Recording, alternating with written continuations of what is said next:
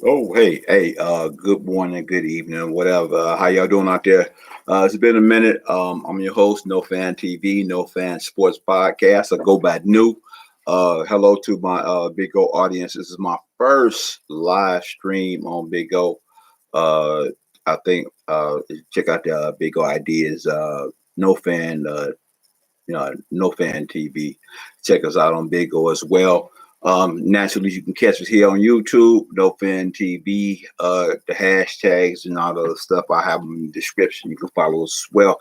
It's been a minute since I did a post or did a podcast. Been working, been tied up in so many things. And actually, during the process, I was able to find a sponsor. We have a sponsor now. Our sponsor is uh, Sexy Black Entertainment. Give me a minute. You have reached area code 313.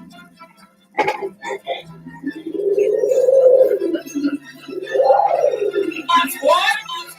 All my live niggas in the 313.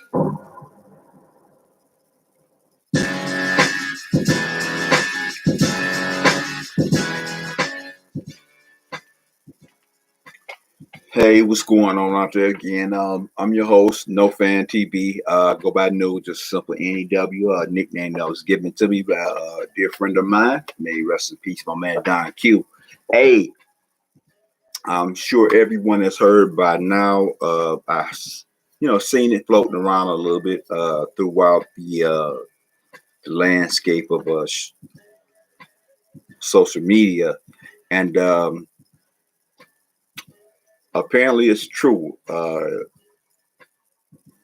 Pacquiao and Spence are supposed to fight this coming August. I think they fighting in Vegas. I think it was the 21st or something like that. They had listed. This has been like real, like hush hush.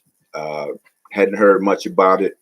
Um, we have heard uh, about several fighters claiming they was about to fight him or whatever, were in the works and this, that, and the other thing, and none of those things materialized. Uh, Basically, I mean, the biggest name out of the bunch was my man Crawford. Apparently, they had a deal. Deal fell apart because the money didn't show up overseas or whatever the case may be. The fight didn't happen. And to my knowledge, Errol was supposed to be fighting Ugas, somebody. I mean, trying to unify belts over there. Okay, so this fight kind of like developed out of nowhere. But here's the funny thing about this. I watched this scenario play out back in the day with Sugar Ray Leonard and Tommy Hearns. Big Tommy Hearns fan. Uh, One of the greatest that ever did it, or however you want to look at it. And I used to always like, man, why Sugar keep running from him? Why he keep running from him? Nevertheless, I mean, it's not just as a fan you want to see these fights, sooner than later, but as a realist, you have to remember that this is actually a business for those individuals, so they have to take their time about and be strategic about what they do. So, nevertheless, the fight they finally got down. I think it was 81. They got down, and Hearns was winning the fight. Sugar dug down deep. I think he ended up knocking Tommy out about in the 12th or something like that. They met up again, probably think about 3 years later. The fight was called a draw, but uh, you've you've heard, or you can look up where uh, Sugar says that Tommy actually won that fight or whatever. Okay, here's my thing with the Crawford situation. Um, I like Bud. I think Bud is one of the best. Okay, he's one of the best out there, one of the best that's doing it at this particular time. But my problem is the majority of your work comes from his work comes from a lower class. I'm not saying he's not capable of doing that in 47, but the bulk of the work comes from this lower class. So you come up get the lighter of the belts, and then they just automatically feel that they want to take on the giant. And that's basically because of the lighter weight hype. Okay. So when Errol says he's been doing all the heavy lifting, I understand what he's saying. Because for me, I can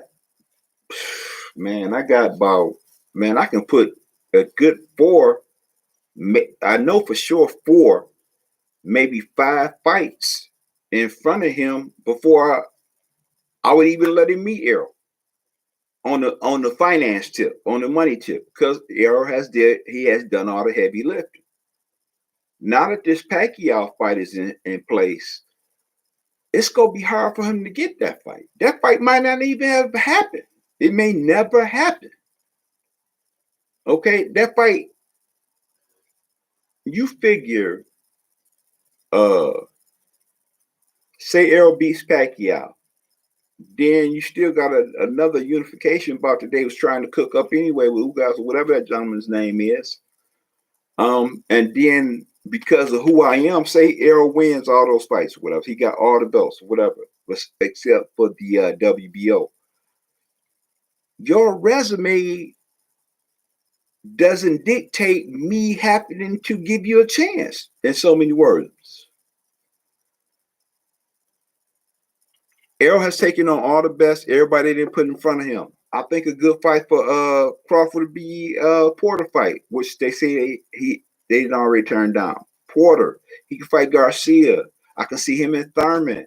I'm not saying he would lose all of them, or he would lose any of them, or he would win all of them. I'm just saying these be some good.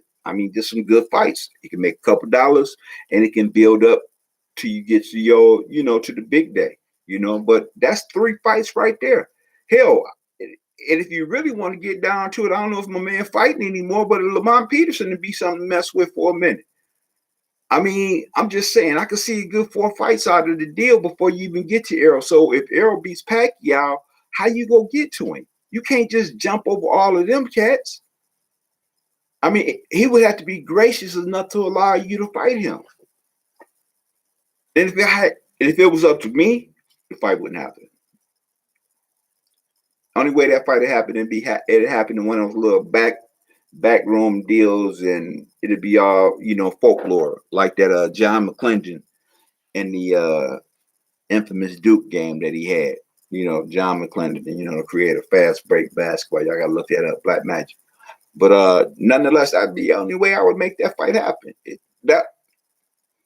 I'm just saying. You're just talking about business part of it, but I do, I hope they get a chance to bump. But this is just not good for Crawford County. And let me say this too before we even. Most people was putting this on Aaron. Bob not doing this, Camp not doing that, HBO this, that, and the other thing. Here's my problem with this. I've been watching boxing for a nice little piece, and I'm sure we all have as fans, as long as you can remember. Okay, no matter how old you are, but I can't remember a pound for pound, the quote unquote mythical pound for pound fighter actually ever being unable to produce or find money for him to fight, to hold his venue.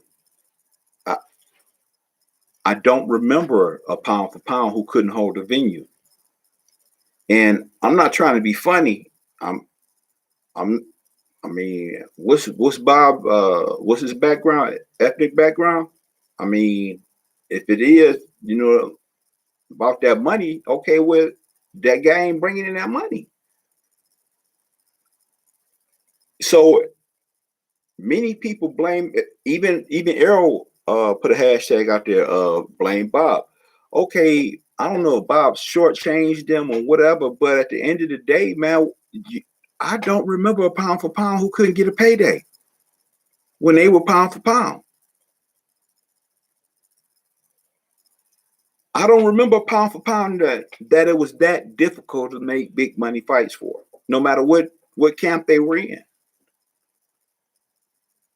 Something ain't right. But anyway, like I said, We got a new sponsor, Sexy Black Entertainment. Check it out. It's not exactly what you think. Beautiful young lady. She's a wonderful cook. It's actually a nice cooking show. Online magazine coming up, as well as a kitchen. All the food comes out of Simply Delicious Kitchen. Like I said, go check her sites out. She's on IG. She goes by Anika Black. You can check it on IG at Sexy Black Entertainment. Website Sexy Black Entertainment as well. Like I said, all that stuff will be in the description. But that's Sexy Black Entertainment is our new sponsor now. I'm happy to be on board. I'm excited about it. I see some big and some great things. Like I said, she's not just a pretty face. The young lady is actually a wonderful cook. I think you'll enjoy both. Good. I'm pretty sure you would. Beautiful, inside and out. Okay. Again, I'm your host. I go by New. Just wanted to put that out there. Real simple. Hey, by the way, too, my man John Morant. Oh my goodness, this guy kind of remind me of it kind of a cross between Baron Davis and AI. I'm not saying he's better than either or as an individual, but his game kind of, to me, kind of mix in between the two. But in my opinion, both will be the better player, no matter on however. But that's who he kind of reminds me of, kind of a Baron Davis, Iverson kind of thing. Man-sized shots. He did the interviews afterwards, said he wanted that shot. Them the type of ball players that I like. And this is a young man played ball with my man Zion, and I guess in AAU or whatever, back where they from. Ended up coming out of Murray State. I think it was. Beautiful story. Beautiful young man. And seems like he on his way, man. He on his way to greatness. So good dub for them, man. That was a man-sized buckets.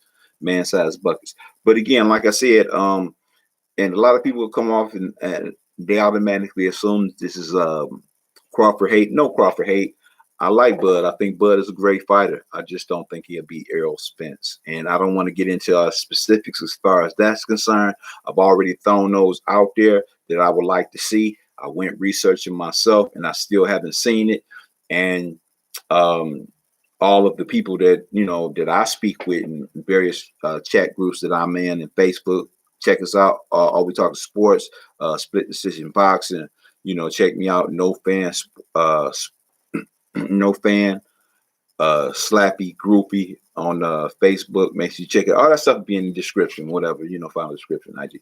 But I've been out there and I've been asking this one specific question, and I'm not gonna mention it now because I think it's kind of like a giveaway. I mean, to me, I've noticed it. I've never boxed professionally. I've been around it enough, and I've seen some things, and it's just something I noticed that I'm trying to figure out. Okay, I haven't seen it, and if I've seen that one particular thing, then maybe I feel a little bit different about the matchup between he and Spence. But until I see that, I don't really view Crawford as a Spence defeater.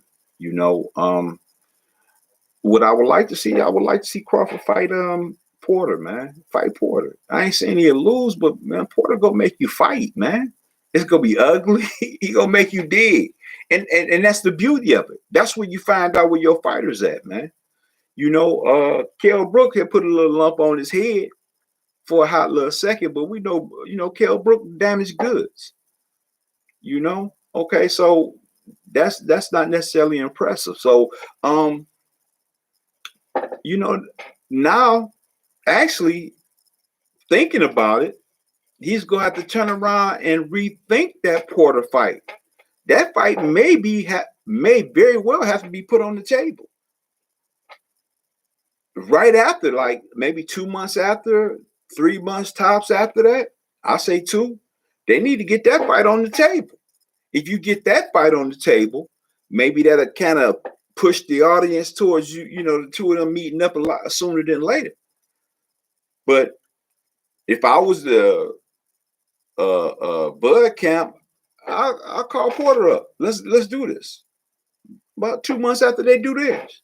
And then boom, we can walk into a big fight. You'll be able to walk into a fight, then you'll be able to bypass Danny Garcia, Keith Thurman, because them some other people. I ain't saying he'll lose to him, but those would be some fights I wouldn't mind seeing.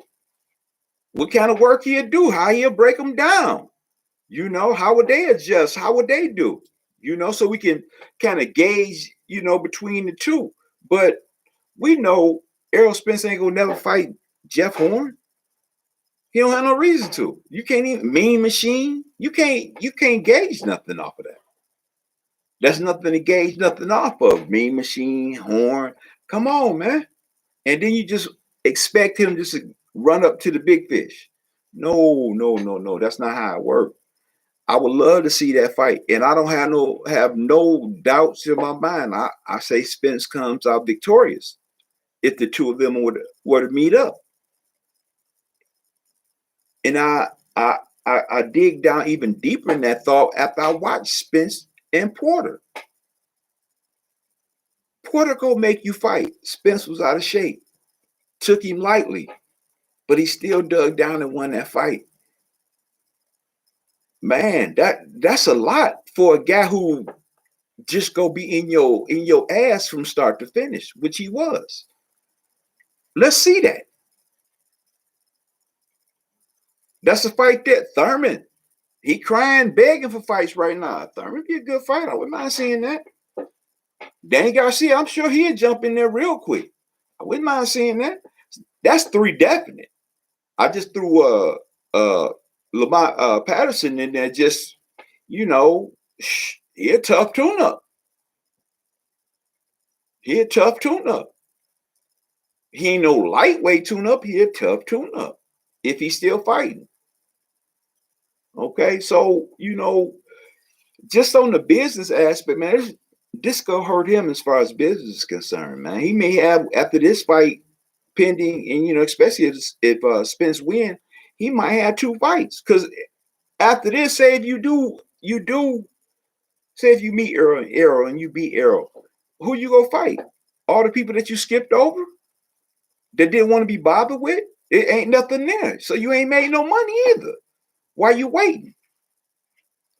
Don't let, well, I forget what article this was I was reading. But you can't let one fight mess up your whole program. From what I understand, they've been waiting on this Pacquiao fight for over 7 years now. And if you the pound for pound, I can't see, and Pacquiao name what it is, I can't see why that can't happen. It don't make any sense to me. But y'all keep screaming Bob Arum, Bob Arum, Bob Arum. I understand Bob Arum, but I think Bob Arum understand money. At least that's what his ethnic background says, according to what the quote unquote what they say out there. You know what I'm saying? I have to respect him on that particular tip. If that stereotype is true or not. Hell, if your pound for pound ain't bringing you them fights or them dollars, how is it on you? I'm gonna tell you like this, and I'm just gonna leave it. I'm gonna leave on this note. Look here, I heard this term several times before. It's called product sells itself. Product sells itself. Okay, and that's just me coming out just real short and sweet. I tried to make it as short as possible, but we gotta cut this out. It ain't just Bob Arum. Your pound for pound ain't grabbing that attention like that, and for some reason everybody keep blaming this on Arum and his camp and HBO and all that. Man, they getting work done over there in PBC. I can't think. Let me find my man's name, because I actually watched this on someone else's podcast. Man, he gave a great a great breakdown in his opinion as far as the whole scenario played out.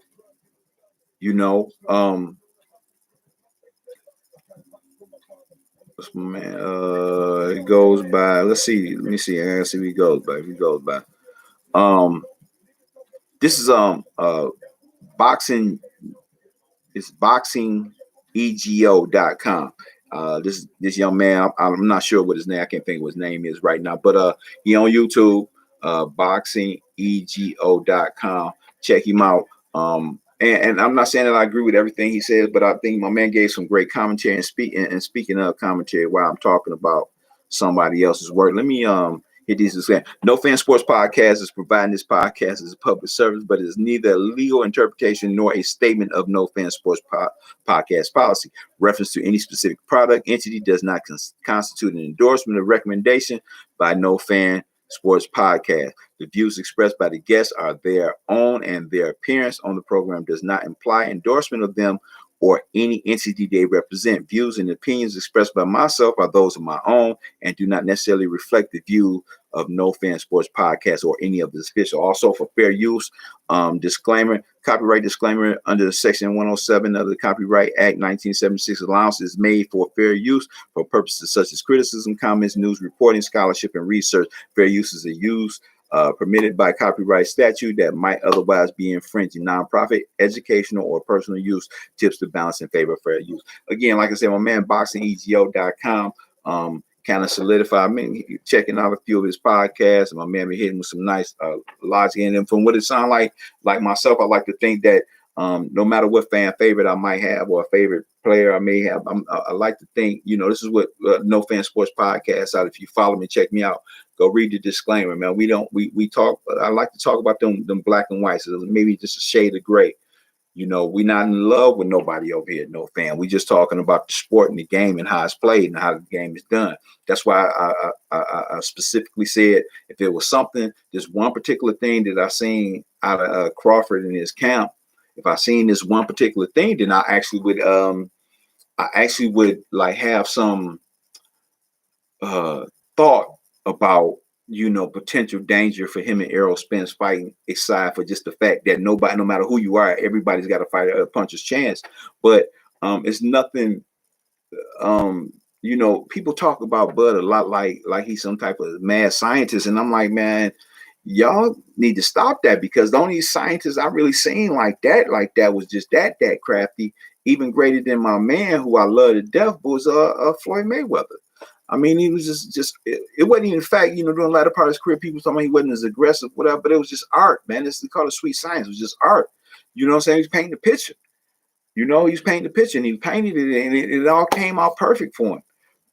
No matter who they put in front of him. And there were some people that I thought that was going to give me some problems, and that he was going to have some problems with, but this guy was just taming. He was just taming it. He had Canelo don't even want to see him no more. Everybody just thought, you know what I'm saying? Big man, look, that was artistry. So I don't see Crawford on that particular level. He's not that type, So I'm sitting here watching him fight, man. And I'm looking, okay, I need to see that it. If I don't see something Mayweather-ish, then you're not really, I don't see nothing where you go really stump this guy. You're not gonna stump him. You're not gonna stump Spence. I watched him work, man. He fought that Porter fight was like, to me, one of his greatest performances because of what we know. And Crawford and commented on Spence before, to you out of shape right there. Spence out of shape, took him a little lightly, but he dug down and fought him and won. And this is a guy that's gonna fight you till the bell rings.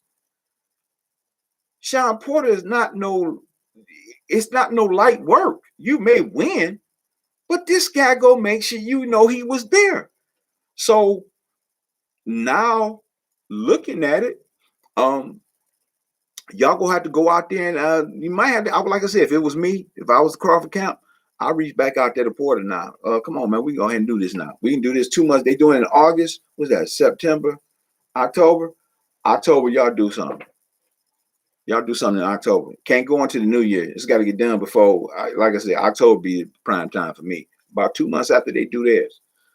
A month to be pressing it, because it's going to take y'all time to try to get that together probably, but in that, workout time and all that. But 2 months after they do theirs. About 2 months after they do theirs, definitely before the new year, you might be able to revive your career, but you're missing out on paper right now. This guy eating up all the paper, man. Eating up all the paper. And on the business front, man, I don't even see no reason for him to fight you, because he killed the paper. Just at the time he decided to fight you, it's just because he feel like, okay, ain't nothing else to do. That's the only thing left to do, and he would be doing the Crawford camp a like super favor. And if I was the PBC camp, man, After what my fighter, them holes he dug, them man down, some holes he dug, man, you be lucky to get 70-30. You be lucky to get 70-30. That fight would be for me, and it ain't because people gonna say, oh, he just scared, he don't get him. Nah, dude, I done some heavy lifting, man. You be lucky to get 7-30 if it was me. And that's being generous. He beat Pacquiao, and y'all come crawling, begging just because you got that little lightweight WBO belt behind the horn.